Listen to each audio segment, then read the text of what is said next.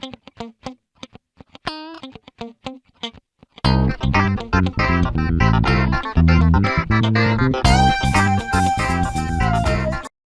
¿cómo están? Muy buenas tardes. Bienvenidos y bienvenidas a la charla de hoy, especial ya de por sí por el invitado que tenemos. Tenemos el honor de presentarles al doctor Marcelo López Mesa, que va a estar hablando sobre la prevención del daño en el Código Civil y Comercial de la Nación. El doctor casi que no necesita presentación, pero voy a leer un breve currículum vitae porque la verdad que el currículum es impresionante, pero bueno, hemos hecho un resumen donde dice que el doctor es doctor en Ciencias Jurídicas y Sociales de la Universidad Nacional de La Plata, académico de las Academias Nacionales de Derecho de Buenos Aires y de Córdoba, autor de 36 libros, profesor de importantes universidades extranjeras como la Université Sorbonne, Paris Cité, Washington University, Mediterránea de Reggio Calabria, Italia, entre otras. Ha ejercido altos cargos como el de asesor general del gobierno de la provincia de Buenos Aires entre los años 2016 y 2017, el de juez de cámara y el de presidente de la excelentísima Cámara de Apelación en lo Civil y Comercial de Trelew entre junio del 2008 y septiembre del 2016, y también ha sido ministro subrogante del Superior Tribunal de Justicia de la provincia de Chubut. Bueno, esto es una mini presentación de lo que realmente dice el currículum, pero bueno, le quiero agradecer muchísimo al doctor por la generosidad de este encuentro, y bueno, esperando que todos puedan aprovechar sus conocimientos y bueno, en un tema tan interesante como es la prevención del daño. Doctor, bienvenido. Bien, buenas tardes. Quiero agradecer a la doctora Irene Rosenberg por la invitación, a Microjuris y a todos los presentes por sumarse a esta charla que vamos a dar esta tarde. La verdad, me siento muy honrado y como no soy demasiado bueno para las cuestiones formales, dicho todo ello, voy a ir directamente al tema que nos ocupa. Hoy me han pedido, le di a elegir un par de temas a la doctora cuando me invitó y le pareció mejor hablar de prevención del daño. Así que vamos a ir a ese tema, que es una de las mejores ideas que ha plasmado el Código Civil y Comercial argentino.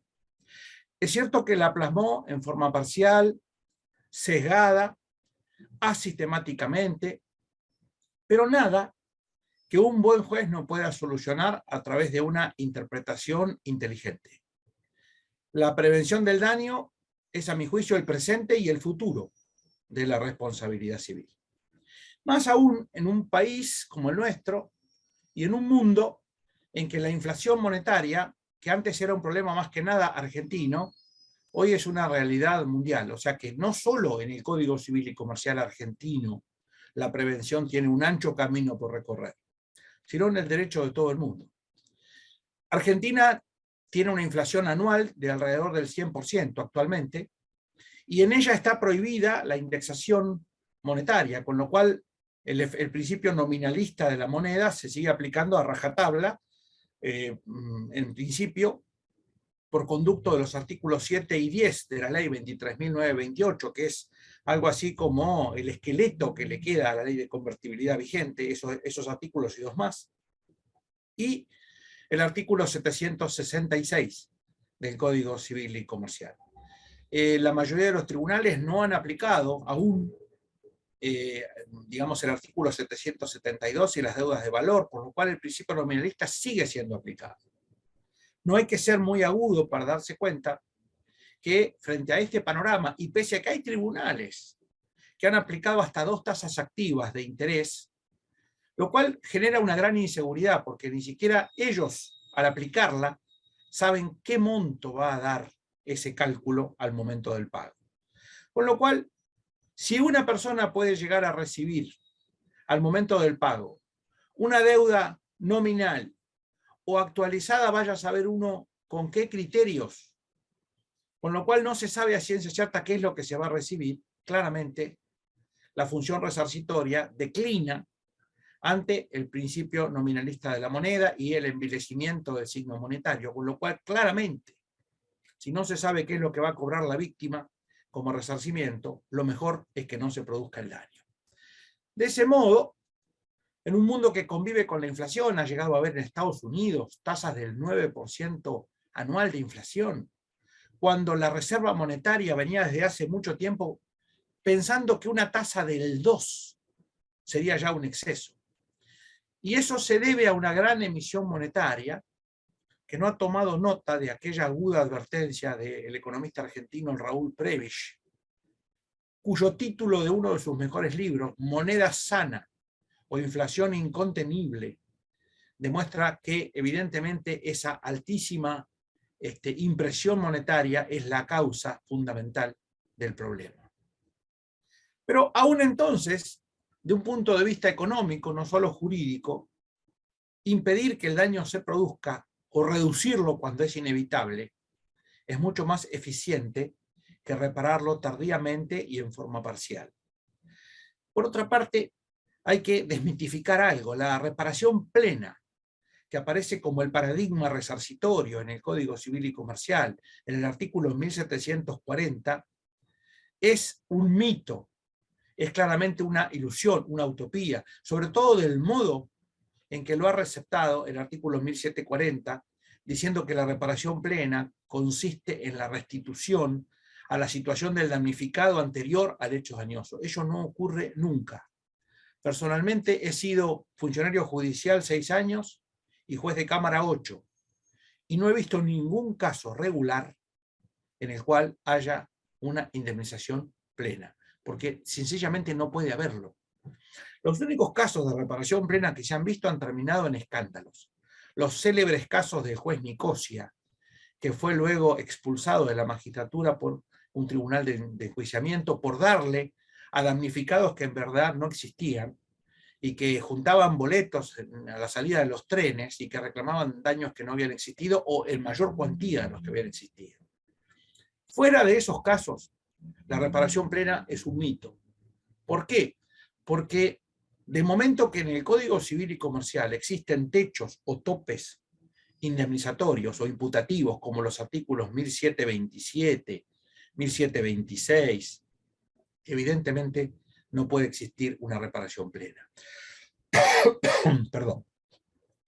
Yo venía diciendo esto con anterioridad a la sanción del Código Civil y Comercial. Ya era una sentencia del 27 de junio de 2013, cuando ya se estaba hablando del código, ya había un proyecto, el anteproyecto había sido presentado.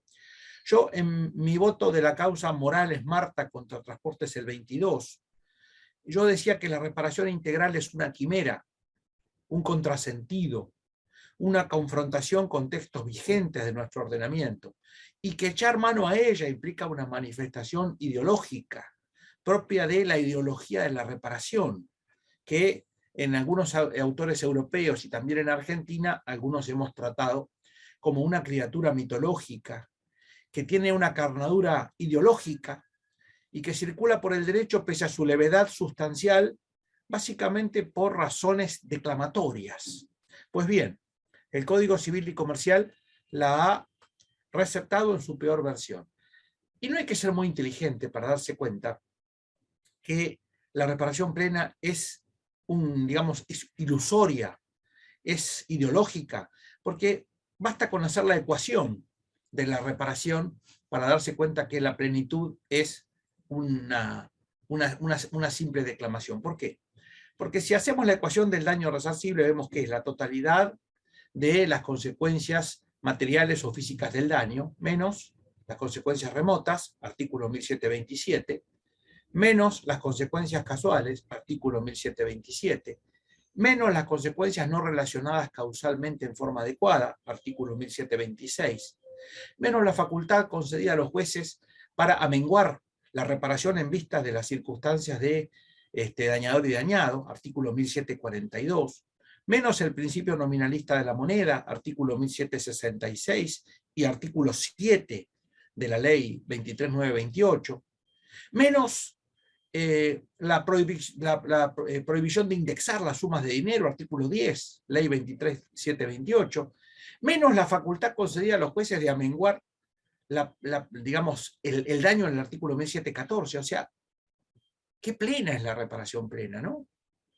O sea, ¿es un eufemismo o es un engaño? Y si alguna duda quedaba de todo ello, basta con leer un par de párrafos de un fallo de la Corte Suprema Nacional, integrada por dos de los autores del anteproyecto, Hayton y Lorenzetti, en el caso Villamil, del 28 de marzo de 2017, Villamil Amelia contra Estado Nacional, donde se dijo que el principio de la reparación integral no es incompatible con sistemas que establezcan una indemnización razonable. La duda que entonces cabe es si la propia Corte dice que la reparación integral en realidad es razonable. Uno tiene que preguntarse, ¿cómo es la reparación? ¿Plena, integral o razonable? Porque no es lo mismo en absoluto. Si todo ello es así, entonces el mito de la reparación plena es evidente y entonces la prevención del daño adquiere una importancia inusitada. ¿Por qué? Porque la reparación plena no es más que un mito, una de esas criaturas mitológicas que habitaban en el territorio de las quimeras jurídicas de Wangerooge, en el Palacio Encantado del Derecho de Somme, de que nos hablaba el querido maestro José María Pena López, maestro nuestro en España, y que escribió en el prólogo de la obra de Busto Lago sobre la antijuridicidad en la responsabilidad civil. Cabe preguntarse entonces, ¿no sería mejor evitar que el daño se produzca o minimizar su alcance si es inevitable en vez de declamar sobre la reparación plena? Y la respuesta es evidentemente sí. La función preventiva es entonces el presente y el futuro de la responsabilidad civil. El objetivo a alcanzar cuanto antes, pero no sobre la base de ensoñaciones ni generalidades, sino con los ojos bien abiertos y la mente específicamente clara. ¿Por qué? Porque de otro modo, la función preventiva puede ser utilizada como una excusa para ablandar los requisitos de las medidas cautelares en todos los casos y conceder cautelas como si fueran caramelos, y eso tampoco es la solución. El exceso y el defecto suelen ser puntos igualmente inconvenientes. El equilibrio suele estar en la mitad. Como decía el gran Aristóteles, el estagirita, in medio veritas, en la mitad la verdad, en el equilibrio la verdad.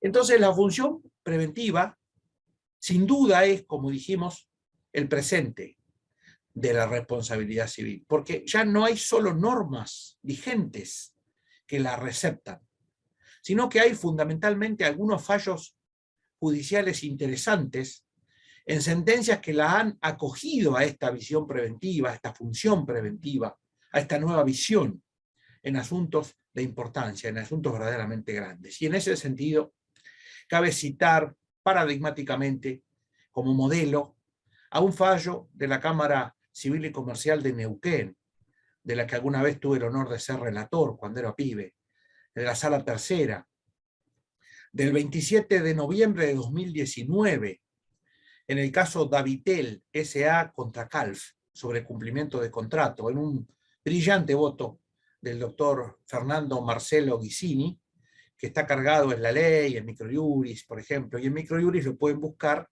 con la clave MJJ 122172.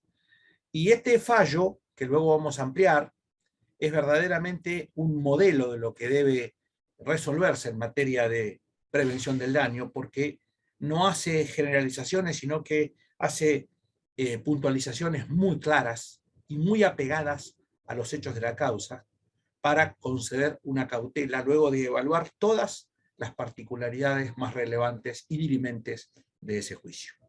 Así que, como dije, función preventiva sí, declamaciones no, puntualizaciones de los hechos de la causa y evitación del daño sí. Eso es lo que corresponde.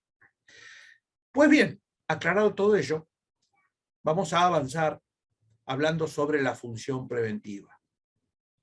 Hace décadas, yo no voy a remitirme al derecho romano, porque hay gente que uno la escucha hablar y todo estaba en el derecho romano, en los textos de los clásicos. No vamos a llegar a ese punto. El derecho es demasiado rápido, es demasiado acelerado para volver tan lejos, salvo a las personas que tengan algún interés especial en el derecho romano, pero por nuestra parte vamos a decir simplemente que hace décadas que comenzó a desarrollarse la idea de que la imposición de responsabilidad por daños podía servir en otro plano para lograr fines de prevención. Esa postura no es nueva, incluso podría presentarse algún artículo del Código de Vélez original, como el artículo 2618, que es uno de los más inteligentes, y donde se previó la imposibilidad de las inmisiones, es decir, de la invasión de las propiedades contiguas o colindantes o cercanas, con humos, luminosidades, ruidos excesivos, olores nauseabundos, etc. Y este artículo del Código Civil original 2618 sirvió en un comienzo para la magistratura inteligente, de avanzada, que lo utilizó incluso para preservar el ambiente. Porque cuando todavía no había normas de protección ambiental, como la Ley General del Ambiente, etc., el artículo 2618 era utilizado por algunos jueces para evitar la contaminación ambiental.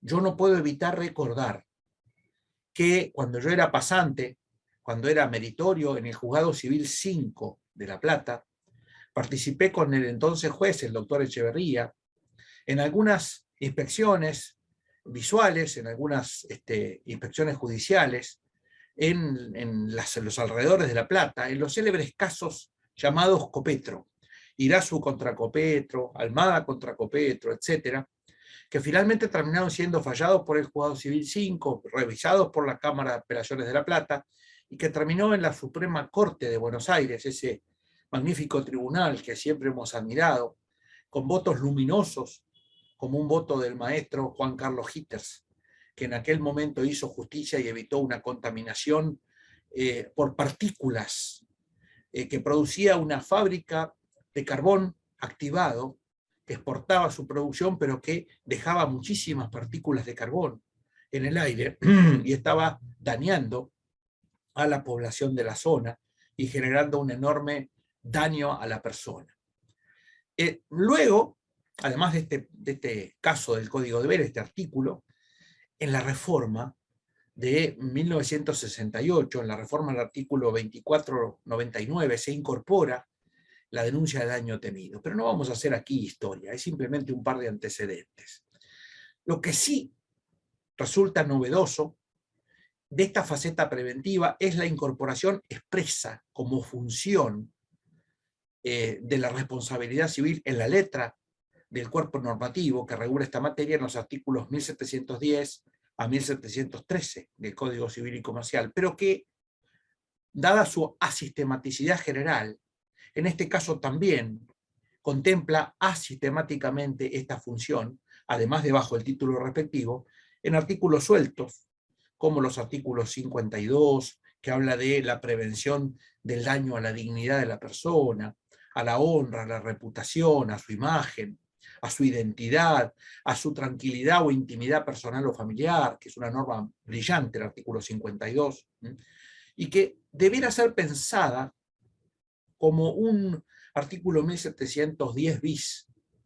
Y de la misma forma debieran ser pensadas otras normas que también contemplan supuestos puntuales de prevención del daño por fuera del título respectivo, en los artículos 1032, la tutela, digamos, contractual del daño, cuando alguien cree que no le va a cumplir la contraparte y entonces retiene su prestación en un supuesto sinalamático o bilateral de prestaciones cruzadas. El artículo de 1905, que retoma una buena idea de ese gran maestro que tuvo la Universidad Nacional de La Plata, ese gran realista que fue el maestro Alberto Molinario, que en un congreso en Córdoba, en las jornadas de Derecho Civil de 1969, festejando el centenario del Código Civil, propuso una idea inteligente, una prenotación que a la manera de una anotación de litis informase a los terceros respecto del inicio y el trámite de una usucapión respecto de determinado predio o determinado bien inmueble. Justamente para evitar que estos terceros pudieran ser luego afectados por una sentencia de la cual no sabían que estaba en trámite y que pudieran ser sorprendidos. Bueno, el Código Civil y Comercial, en el artículo 1905, tomó la idea de Molinario, aunque de un modo bastante imperfecto, y entonces simplemente la tomó como una anotación de litis, lo cual ya hizo nacer una serie de polémicas respecto de si era una anotación de litis, si le cabía la eh, caducidad del plazo de 5 años como a otras medidas cautelares. Personalmente creemos que las imperfecciones del tercer párrafo del artículo 1905 se solucionan con una interpretación aguda, inteligente.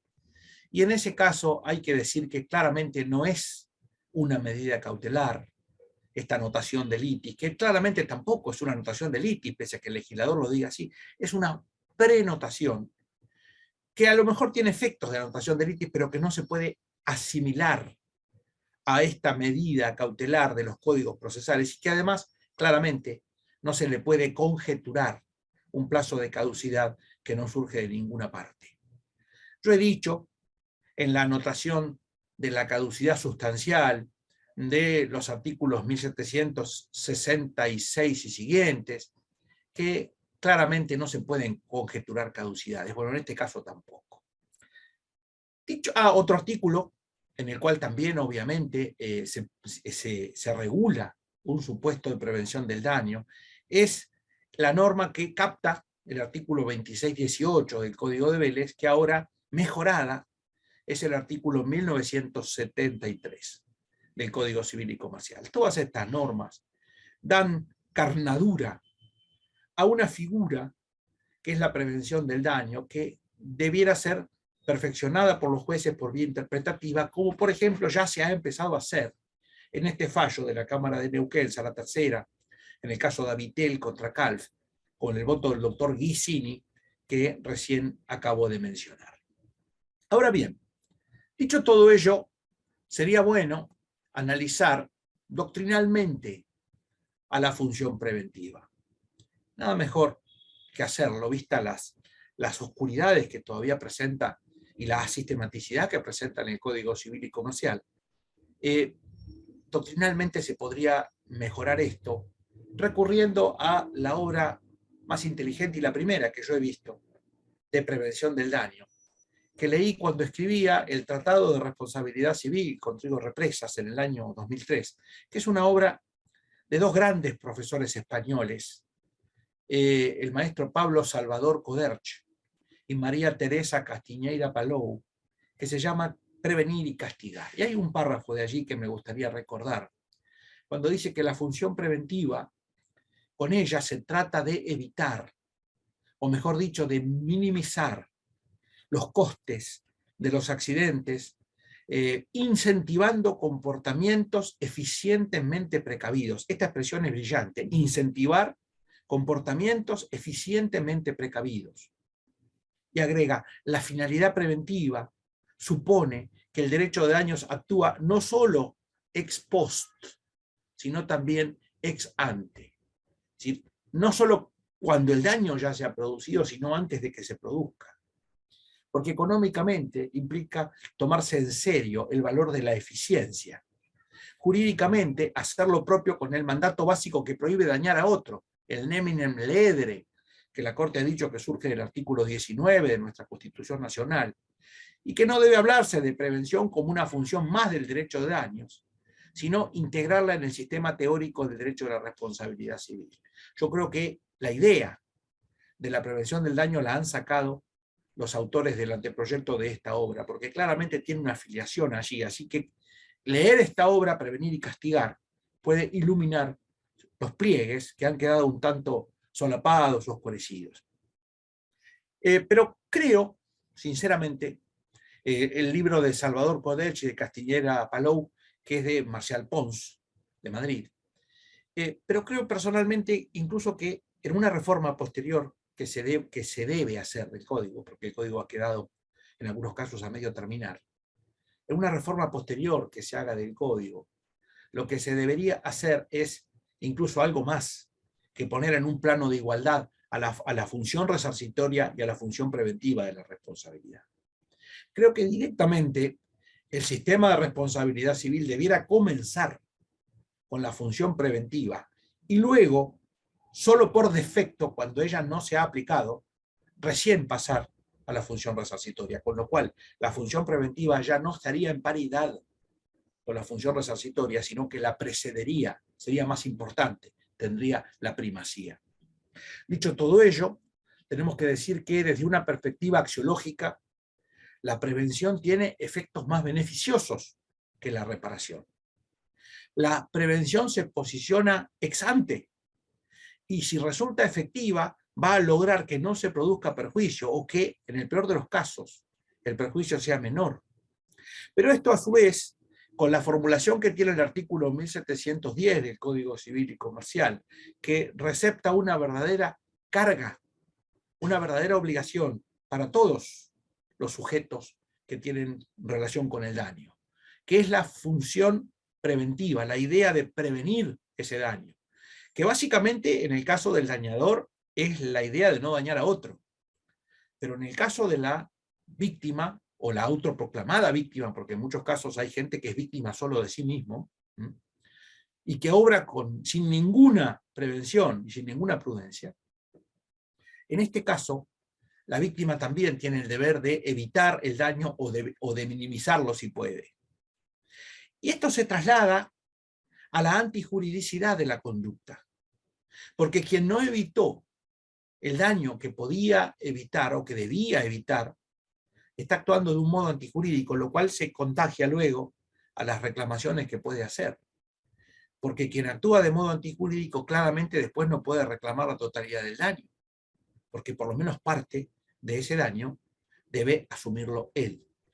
Esto era muy claro antes en el Código de Vélez con el artículo 1111, pero actualmente si uno mira artículos del Código Civil y Comercial que están desperdigados, como el 1719, el 1729, o incluso artículos como el 841, con la regla de la paridad y contribución causal, el 1726, uno tendría que armar una idea exegéticamente armonizada respecto de que la intervención causalmente relevante de quien no evita el daño que podía evitar lleva a que se le asigne una contribución causal importante en ese daño, que a falta de otras pautas debiera considerarse la pauta del infine del artículo 841, que es la regla de la paridad. Si son 2, 50%, si son 3, 33, 33 y 33. Es decir, que toda persona, sea sujeto activo o pasivo del daño, va a tener que hacer una contribución de su parte. La contribución es que debe velar por no causar perjuicio a terceros o por no sufrir perjuicios él si puede evitarlo. Me hace acordar esto a un precedente de la casación francesa, en la cual se responsabilizó a un peatón por el daño sufrido por dos automovilistas.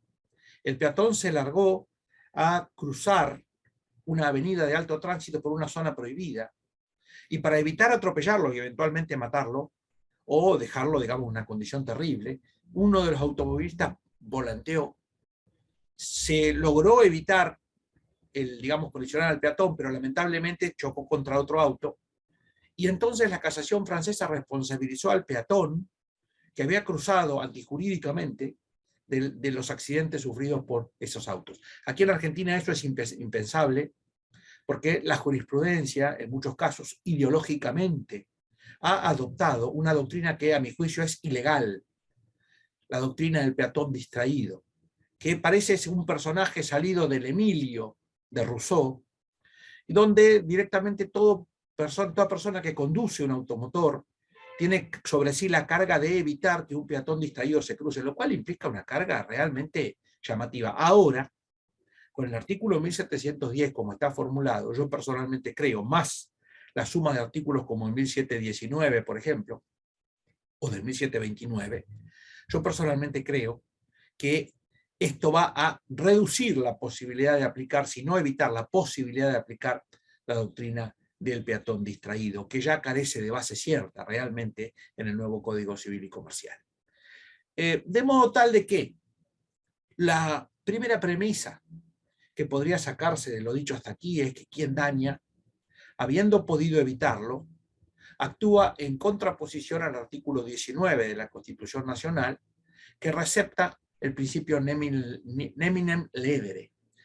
Y quien se deja dañar, habiendo podido evitarlo, vulnera también ese principio, ¿no es cierto? ¿Por qué no? Y el que ahora encarna en el artículo 1710, porque evidentemente del sistema, de los artículos 1710 a 1713 y concordantes, surge que en la acción preventiva nadie puede alegar inocencia si ha actuado de un modo claramente negligente en la evitación del propio daño o en la causación de un daño a terceros. Esta acción preventiva, como se la nombra en el Código Civil y Comercial, tiene por destinatario a quien está en condiciones de evitar la producción, repetición, persistencia o agravamiento de un daño posible según el curso normal y corriente de las cosas, normal y ordinario de las cosas, debiendo prosperar en la medida en que el accionante posea un interés razonable. Excepcionalmente, puede hacerse valer esta acción contra quien no ha generado la amenaza de daño en ciernes, pero que se encuentra emplazado de modo tal de que puede contribuir a evitar ese daño o morigerarlo. Por ejemplo, un caso puntual sería el de el concesionario de trenes o el del concesionario de un transporte automotor, que no toma las medidas necesarias para prevenir el daño que ladrones o que otro pasajero le causa a un pasajero. En este caso, no ha sido el causante del daño la compañía de transportes o el tren, pero no han tomado las medidas de prevención que evidentemente tenían que tomar a la luz de sus obligaciones contractuales y del artículo 1710. Las obligaciones contractuales que emanan del contrato de transporte y el artículo 1710. Este artículo 1710 dice básicamente que toda persona tiene el deber, en cuanto de ella dependa, de A, evitar causar un daño no justificado, B, adoptar de buena fe y conforme a las circunstancias las medidas razonables para evitar que se produzca un daño o disminuir su magnitud. Si tales medidas evitan o disminuyen la magnitud de un daño del cual un tercero sería responsable, tiene derecho a que éste le reembolse el valor de esos gastos, como por ejemplo si ha hecho alguna inversión para evitar un daño. Un ejemplo, ¿cuál sería? Evitar una inundación, por ejemplo, haciendo un movimiento de tierras, que luego obviamente podría cobrarle lo que ha gastado el propietario, digamos, superior, podría pedir el reembolso a quien ha resultado favorecido por ese movimiento de tierra y que no ha visto inundado su campo. Finalmente, la última obligación, que es no agravar el daño si ya se ha producido. De todo ello surge que el tema de la prevención sustancialmente se enfoca en evitar el daño futuro, lograr el cese del daño actual y disminuir la magnitud y el alcance del daño que ya comenzó a evidenciarse. Todo ello nos lleva a pensar que la función preventiva de la responsabilidad civil, como está incorporada por Ley 26994, por ahora es una función complementaria de la reparación, que antes era protagonista exclusiva, pero esto es un paso que se ha dado bien, en el buen sentido, pero habría que complementarlo con otro paso más, que es que la faceta o la función preventiva ya no esté a la par de la reparación, sino que la preceda y esté por encima, teniendo primacía. Todo ello, además, hay que complementarlo con algunas normas que faltan en el Código Civil y Comercial. Es sorprendente que un código que se titula como de vanguardia, que sus propagandistas y sus difusores o difundidores menos inteligentes trataban como un código de vanguardia, un código monumental, cosa que hoy nadie en su sano juicio repetiría. Es raro que no haya un código así, dedicado un solo artículo a la prevención de los accidentes de tránsito, que causan 8.000 muertos, entre 7 y 8.000 muertos, desde hace 40 años cada año, 8.000 muertos al año, como mínimo 7.000 y pico. y entre 70 y 100.000 heridos cada año, con costos que van de los 5.000 a los 7.000 millones de dólares. Yo realmente, cuando fue la pandemia en 2020, y con esa suerte de dictadura sanitaria a la cual nos vimos expuestos los ciudadanos de a pie, ya que el poder, por ejemplo, siguió disfrutando, hasta el presidente hacía fiestas clandestinas en Olivos, pero los que hemos tenido que vivir encerrados, prácticamente presos en nuestras casas, pensábamos que si se había prohibido la circulación prácticamente durante larguísimos meses, no iba a haber tantos accidentes de automotores. Contrariamente a lo que pudiera una persona sensata pensar, durante el año de la pandemia, año 2020, hubo 4.700 muertos reconocidos por el organismo oficial de estadísticas, el INDEC, con lo cual evidentemente pueden ser más. Ya con que haya 4.700 muertos en el 2020, evidentemente es un escándalo, y demuestra que si no resolvemos el problema de los accidentes de tránsito, la accidentología vial, evidentemente hablar de prevención en los demás casos es una aspirina para curar una enfermedad grave. Y lo propio ocurre en materia de accidentes de trabajo, donde hay muchísimas personas que cada año son afectadas por eventos que se pueden prevenir. Yo dije alguna vez en un voto mío, en el caso Márquez, que accidente es aquellos que no se pueden prevenir. Los demás son daños buscando suceder. Entonces no son accidentes, no se le puede echar la culpa a los accidentes cuando eran previsibles. Entonces, claramente no se puede hablar de accidente y no se puede hablar de un infortunio, digamos, cuando era altamente previsible, cuando las personas actuaban sin los elementos de seguridad, por ejemplo, en un trabajo. Y la prevención del daño, en serio, llevaría a quitarle el registro de conductor por 5 o 10 años, o por el plazo razonable que la infracción amerite, a todo conductor de vehículos que acometa conductas configurativas de culpa grave.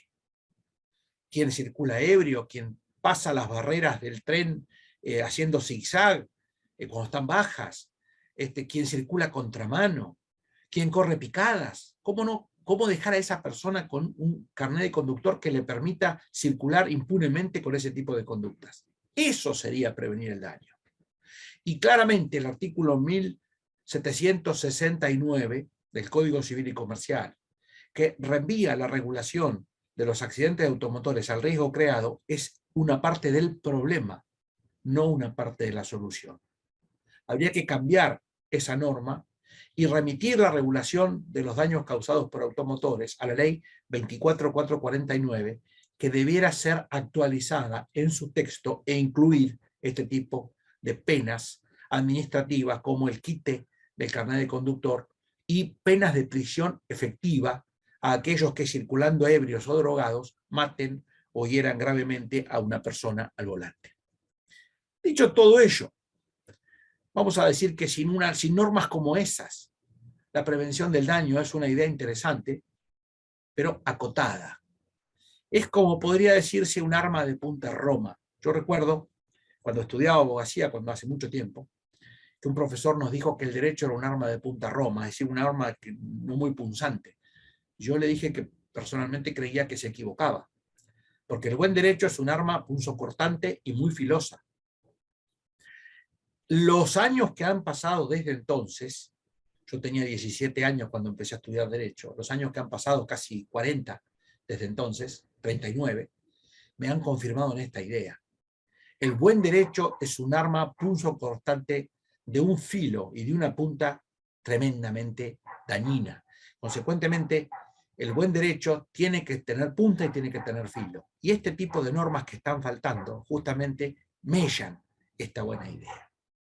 Pues bien, dicho todo ello, y ya hechas las propuestas que hemos hecho sobre cómo debiera mejorarse interpretativamente por ahora, pero luego haciendo mejoras a la ley vigente, lo que se llama del eje ferenda, vamos a entrar, para ir cerrando, en la sentencia que, como dije hoy, es a mi juicio la más interesante que se ha dictado en materia de prevención del daño, que es el fallo de la Cámara de Neuquén, la Cámara Civil y Comercial de Neuquén, Sala 3, del 27 de noviembre de 2019, Davitel contra Calf.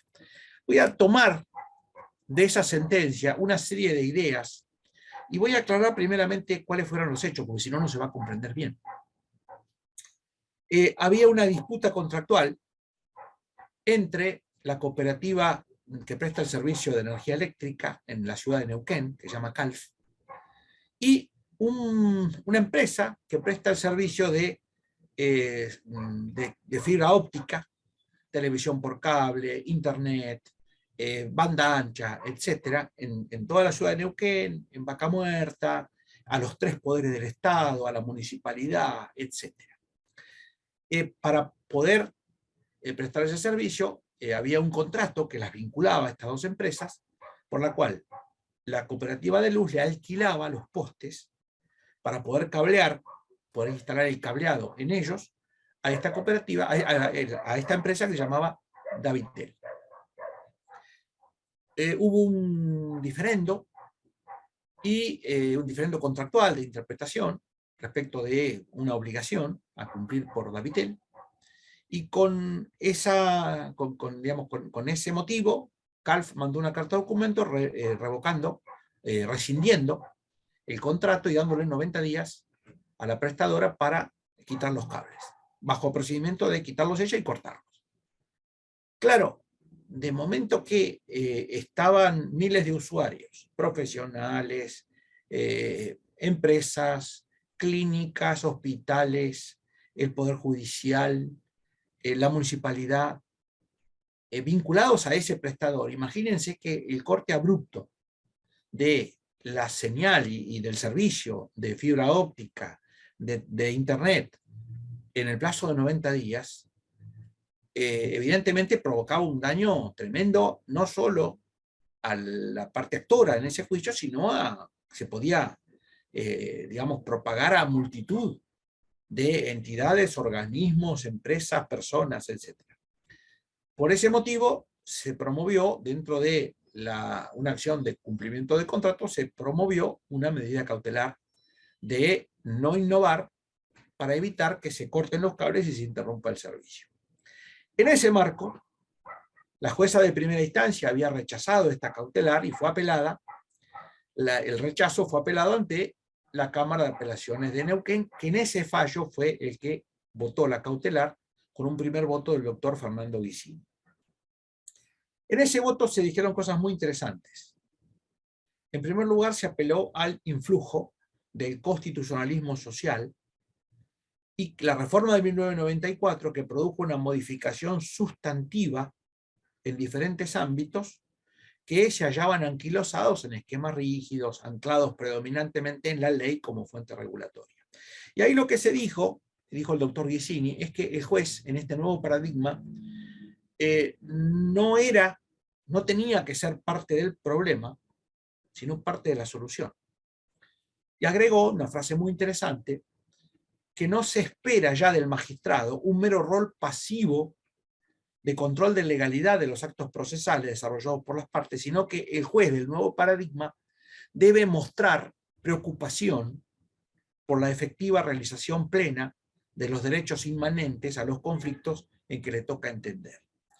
Con equilibrio, pero atendiendo a la finalidad última de brindar una solución razonablemente fundada. Así comenzó el voto, y luego, ya entrando en el tema de la faceta preventiva de la responsabilidad civil, habló de las adaptaciones que ésta requiere en el modo de apreciar las medidas cautelares. Y dijo que la cara de la responsabilidad civil ha sido modificada por el nuevo Código Civil y Comercial a través de esta función preventiva que hace que directamente no se pueda continuar apegado a esquemas arcaicos.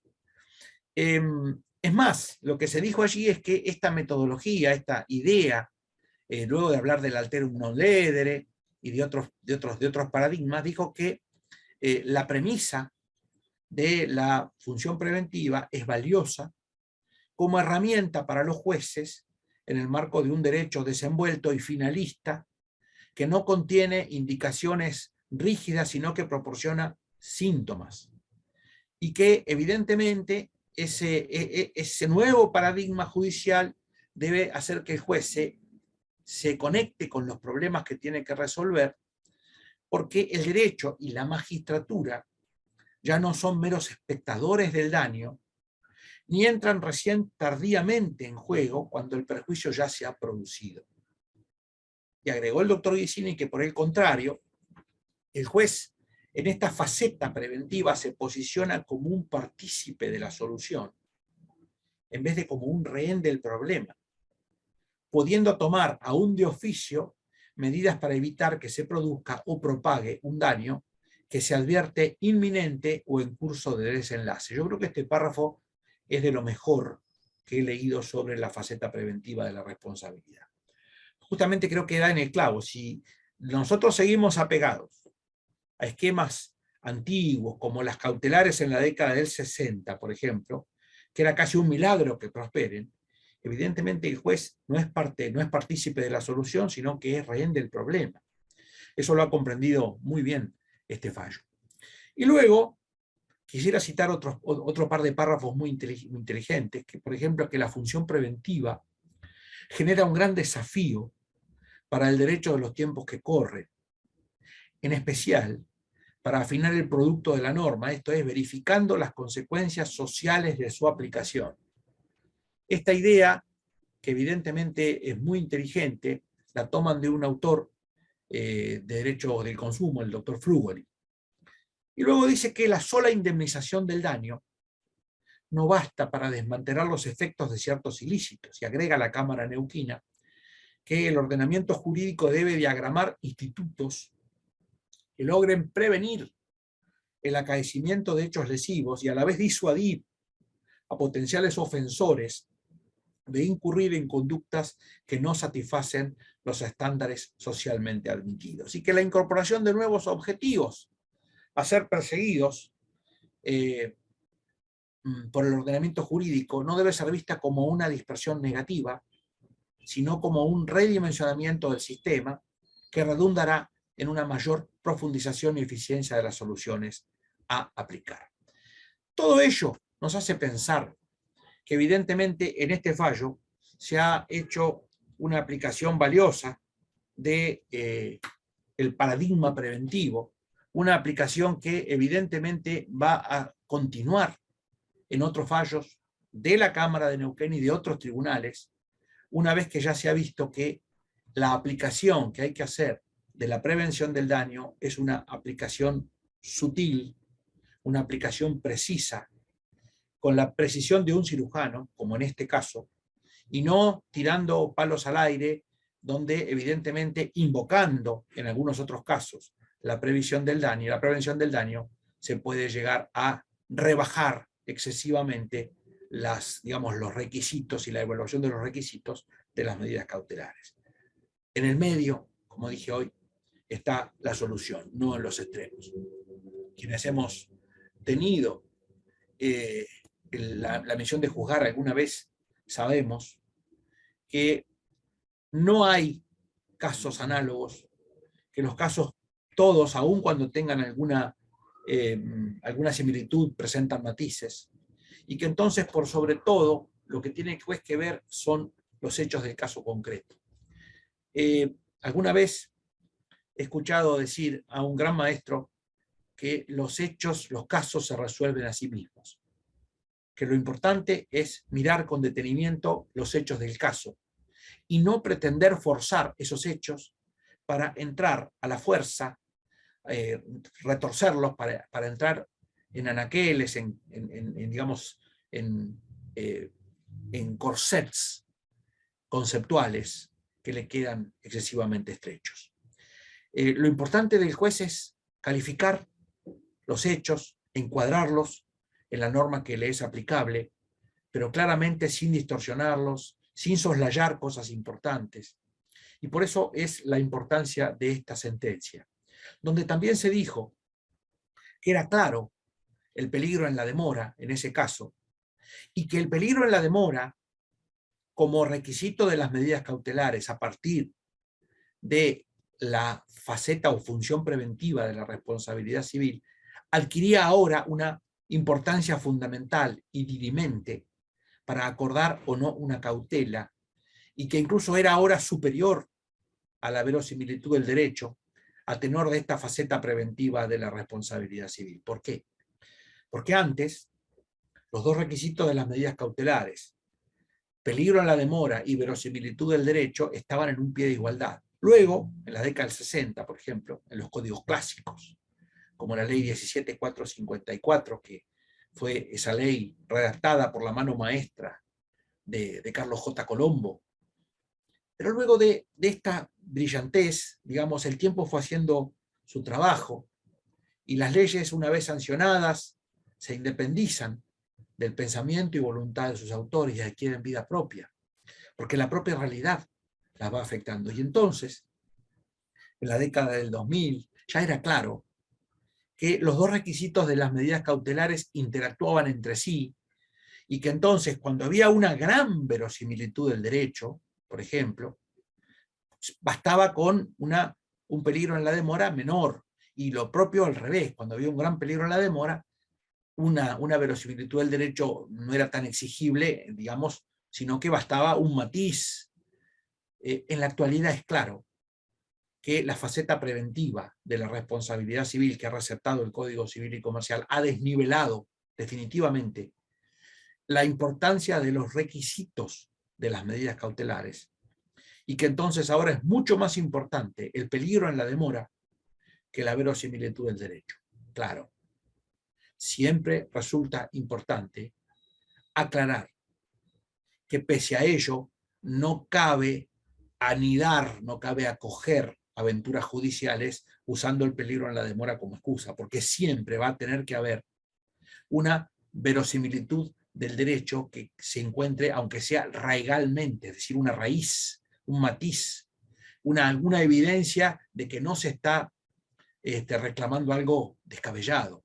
Lo cual yo considero que hoy día basta con un gran peligro en la demora, es decir, con una inminencia del daño y con una plausibilidad del derecho, es decir, que el derecho sea plausible, que no pueda ser considerado descabellado o antojadizo o simplemente propio de una aventura.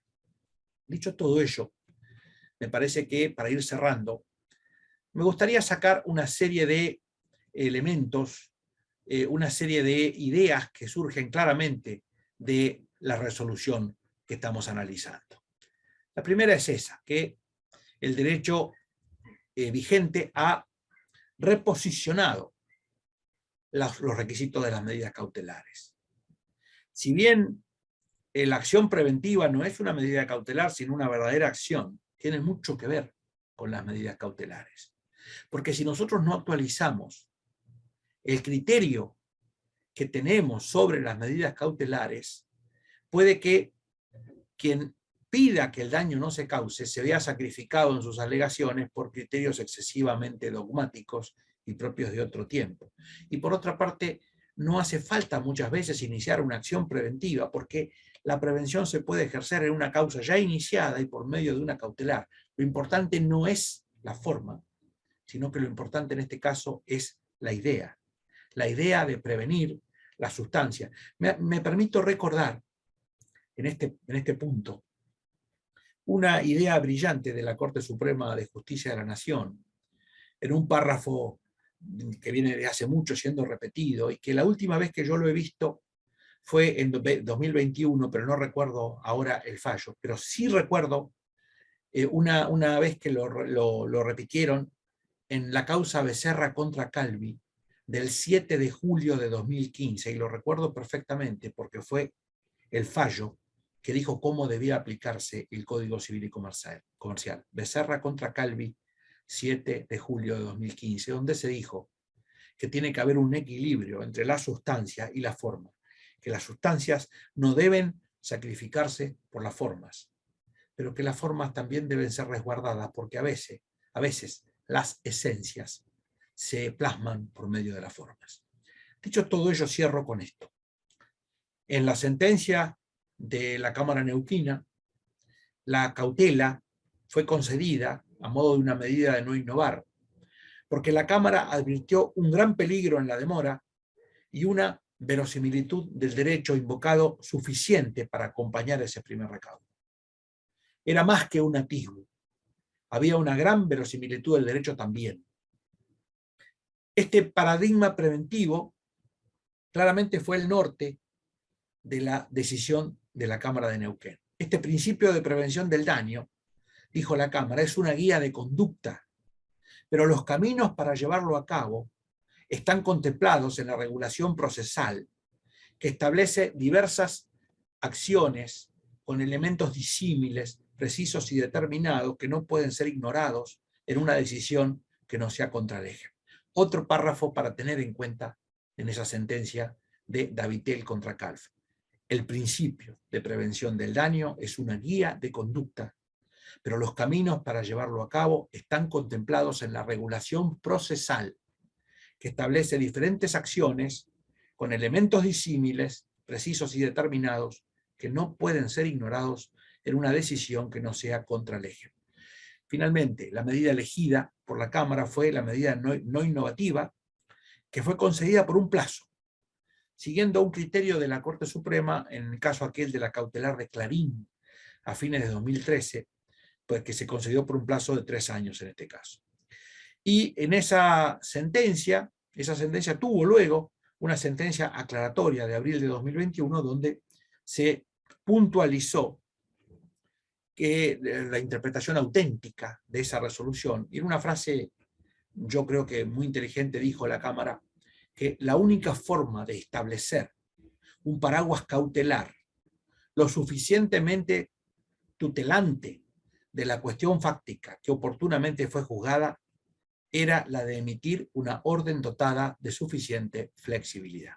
Yo creo que si vamos a analizar la faceta preventiva, la función preventiva de la responsabilidad civil, además de las normas, no tendríamos que dejar pasar este precedente en cualquier consideración que se haga, el que está cargado, como dije, en microjuris y en la ley, porque me parece que esto va iluminando algunas ideas que en los próximos meses y años pueden tener, evidentemente, otros casos, pueden encontrar otros casos en los cuales puedan anidar, puedan ser acogidas para beneficio, evidentemente, social, no solo de las partes, porque hay que entenderlo bien. La prevención del daño no es una cuestión que ataña solamente a las partes del juicio, sino que es un mensaje que el legislador ha enviado a todos los operadores jurídicos y a todos los justiciables. Porque si evitamos que el daño se produzca, nos beneficiamos todos. Ustedes piensen lo que se podría evitar reduciendo a la mitad los daños causados por accidentes de tránsito. Que se ahorren 3.500 millones de dólares por año que van a gastos improductivos, a reparar autos chocados, a reponer autos inservibles, sobre todo las secuelas corporales que quedan en las personas que son accidentadas, que se accidentan, que quedan heridas. Muchos no recuperan alguna función nunca, quedan con secuelas. Evidentemente, para esos supuestos habría que actualizar la regulación de la ley de accidentes de tránsito y tomar algunas medidas. Dicho todo lo cual, quisiera agradecer por la paciencia que han tenido en escucharme, agradecer nuevamente la invitación y quedo a las preguntas que quieran hacerme, esperando haber sido de alguna utilidad en mi mensaje. Muchas gracias. Gracias, doctor. Muchísimas gracias. Lindísima, lindísima charla, Dio. La verdad que un placer escucharlo como siempre. Hay algunas consultas, algunas se fueron dando a medida que iba avanzando. Juan Cabrera consulta si el artículo 1710 y el 19 de la Constitución aplican para un conflicto laboral de un trabajador. Y aclara que se refiere a un problema de daño psicológico por ambiente laboral tóxico. Claramente sí. Hay normas del Código Civil y Comercial que se aplican fuera del mismo incluso. Si uno mira el título preliminar del Código Civil y Comercial, los artículos 1 a 18, esta idea de que los principios generales del Código Civil y Comercial se aplican no solo al Código, sino a todo el ordenamiento, surge claramente. Y la prevención del daño, sin duda, es un principio general. Muy bien. Federico dice, ¿considera que parte de la función preventiva consiste en la aplicación judicial de tasas de interés altas que sirvan para que el deudor no utilice el proceso como forma de financiación? Eso es bastante discutible. Eso es bastante discutible. Nosotros, cuando yo era juez, tuvimos un acuerdo plenario respecto de la tasa, y yo personalmente creo que hay que tener mucho cuidado con el tema de la tasa. Yo, por ejemplo, no estoy absolutamente de acuerdo con poner 2 tasas activas, como está poniendo alguna de las salas de la Cámara Nacional Civil. Por una razón muy sencilla, ni siquiera ellos saben cuánto va a dar, con lo cual perfectamente puede ser que sea más que la inflación. Entonces, yo creo que eso es un mecanismo muy... yo, sinceramente, si tengo que contestar, digo lo siguiente: yo creo que el mantenimiento de la prohibición de indexar en la ley 23.998 a esta altura es inconstitucional. Y creo que el legislador ha sido muy imprudente al sentar en el mismo capítulo 2 principios contrapuestos, que son el principio nominalista, artículo 766, y el principio valorista, artículo 772, como si fuera un supermercado o una frutería, para que los jueces se sirvan del que quieran. Eso es un delirio. Entonces, eso da lugar a este tipo de cuestiones. Pero creo que hay que tener mucho cuidado con la tasa de interés, porque no puede ser imprevisible lo que surja del cálculo. Entonces, me parece que hay otros modos de evitar lo que se llama la financiación judicial, que hoy en día tampoco es tan barata, pero que en ocasiones fue muy barata, sobre todo cuando se aplicaba la tasa pasiva, y que entonces no se podía encontrar en ningún banco una financiación más barata que la que se encontraba en tribunales. Espero haber respondido la pregunta. Muy bien. La misma persona dice, coincido con la necesidad de prevenir siniestros viales. ¿Es dable accionar preventivamente contra organismos de vialidad o contra concesionarias de ruta cuando, por ejemplo, uno observa rutas en estado lamentable susceptibles de provocar siniestros? Y otra cuestión, por ejemplo, además del estado lamentable de rutas, algunas incluso concesionadas o peaje, además el tema de los animales sueltos. El tema de los animales sueltos es un tema muy delicado.